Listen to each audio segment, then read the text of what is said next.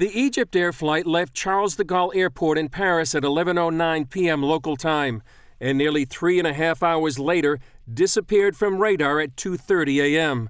The plane was flying at 37,000 feet and lost contact with air control about 10 minutes before it disappeared about 10 miles into Egyptian airspace over the Mediterranean Sea. An airliner at cruise altitude is a very safe place to be, and there's no reason in the world that an airplane should just disappear other than something nefarious or catastrophic happening. French Prime Minister Manuel Valls said no theory could be ruled out as to the cause, but fears immediately turned to Islamic terrorism.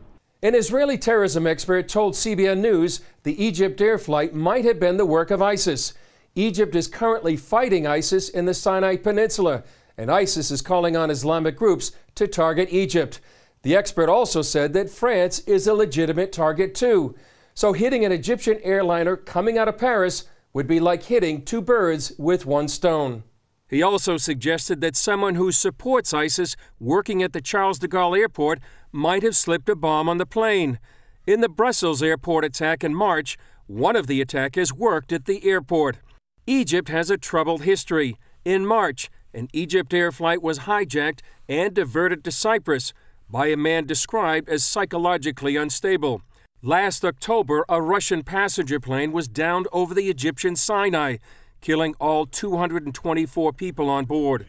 ISIS claimed responsibility for that attack that was likely the work of an airline employee. In both France and Egypt, family members worried and waited for news of their loved ones. If terror is involved, it would be a catastrophic breach of security for the Charles de Gaulle Airport, one of the most important airports in the world. The ramifications could lead to increased security checks around the world, affect air traffic, hurt economies, and likely lead to longer lines at airport security. Chris Mitchell, CBN News.